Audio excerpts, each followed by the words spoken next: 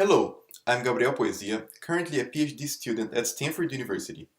I'll be presenting joint work done with Fernando Magno, my previous master's advisor, back in the Federal University of Minas Gerais in Brazil.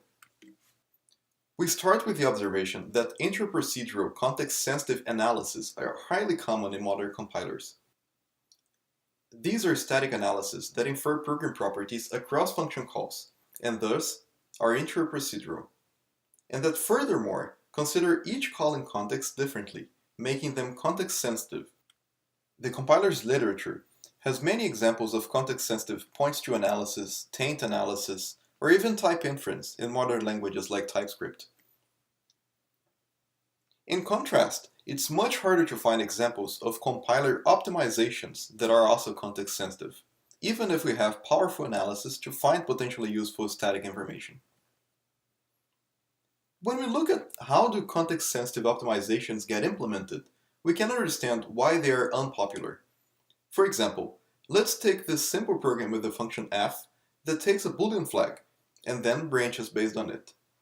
In function main, we have two calls to f, one passing a constant true and another passing false. Since these are constants, we might want to optimize f differently in the two cases, getting rid of the branch. One way to do so is inlining. Inlining is ubiquitous in modern compilers at higher optimization levels. Using some criteria, the idea of inlining is that we copy the entire body of the function into the call site. After that, regular interprocedural optimizations can now optimize f differently depending on the flag. However, we might have many other functions that also call f. With inlining, the body of f would have to be copied everywhere to be optimized, even if there are really two distinct optimization cases in f. Because binary size can grow intractably, inlining is applied very carefully, usually restricted to the smallest functions. Another approach to applying context-sensitive optimizations is function cloning. Here, again, we have two calls to f that we would like to optimize differently. To do so, we can create two copies of f, one for when the parameter is true and one for when it is false. Then, we can make main call these specialized functions. Again, now intra-procedural compiler optimizations can get rid of the branch in both specialized versions of f. In practice, we'd still need to have the original f, called when we can't statically determine the value of its argument. Cloning seems fine in this example, but it can also cause problematic growth in binary size. To illustrate why, consider this program where in function main, we call c with a constant argument. The calling context of the program can be represented by a simple tree structure known as the calling context tree. In C, we make two calls to B with different values, generating two different contexts. In each context of B, we make two calls to A, and in A, we just print its argument. Suppose we want to optimize this program using context-sensitive constant propagation. To optimize A, we'll need 4 clones, each one printing a constant number. However, now we also need two different versions of B to track which of the optimized versions of A to call. Then, in C, we now call each of the clones of B once. Effectively, for each calling context, we now have a function that can be optimized with all we know about that context. But this approach has an undesirable feature. The actual optimization only happens in function A. However, we need to clone B just to keep track of the calling context, so that we know what optimized version of A to call. More generally, if we have a long chain of calls that leads to a function we can optimize, but the information that the optimization depends on is produced in the beginning of this chain, with cloning, we need to create clones of all functions in the path to keep track of the calling context.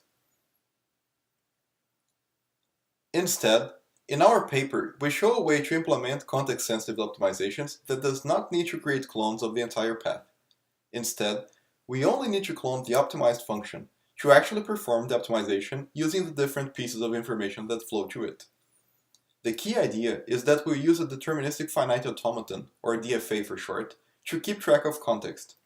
We'll then modify the functions in the path to dynamically update and query the DFA so as to know what calls to make, but we will not need multiple clones of them if they're not optimized. To give an idea of this approach, let's revisit our example where we had the 4 contexts where A could be optimized. We'll still have 4 copies of A optimized differently depending on the calling context.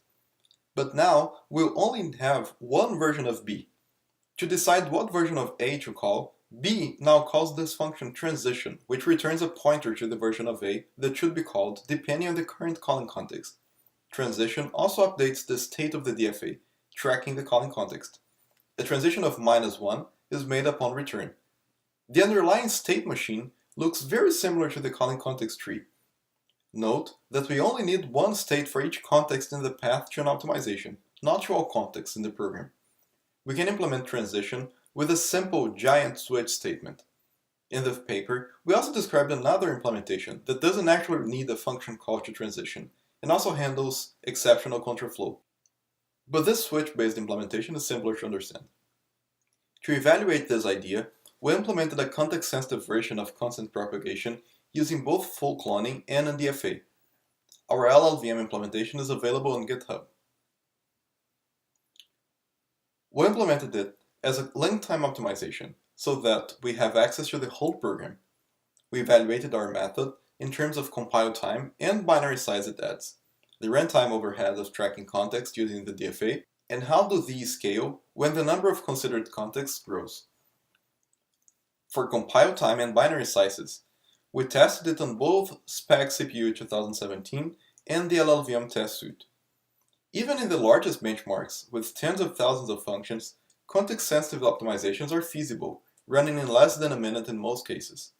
This table only accounts for length time optimizations, which is when our optimization runs. If we consider the entire compilation time, the added time is quite reasonable. In terms of binary size, implementing optimizations with a DFA performs significantly better than cloning, generating binaries that are more than 3 times smaller on average. Cloning adds 8.5 times more bytes to binaries. When we consider running times, we find that even this simple context-sensitive version of constant propagation can find significant optimizations on top of Clang -03. You observe speedups above 3% in 11 programs. While we also observe slowdowns, this shows that the overhead of the DFA is small and that context-sensitive optimizations likely have much unexplored potential. The previous experiments were ran with a fixed limit on the number of contexts considered during optimization. Here, we vary that number and measure binary sizes. Because our optimization is quite naive, runtimes don't actually change significantly. Most optimized contexts have little impact. But we see that, as expected, added binary size grows linearly the more contexts we consider. On the left, we see our DFA-based approach, and on the right, we see full cloning. While growth is linear in both cases, the slope is significantly larger in cloning. This, again, corresponds to what we expected, since for each optimization we might need to clone a large chain of functions. The DFA slows this growth significantly, making large-scale optimizations feasible even on large programs like Firefox.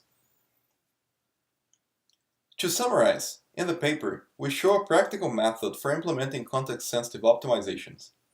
Instead of relying on copies of code, we move much of the increase in binary size to a data structure, a state machine. Updating and querying the state machine at runtime has negligible overhead, but saves significant binary size. This can be used to implement any context-sensitive optimizations. Thus, we believe there is now a lot of room to explore.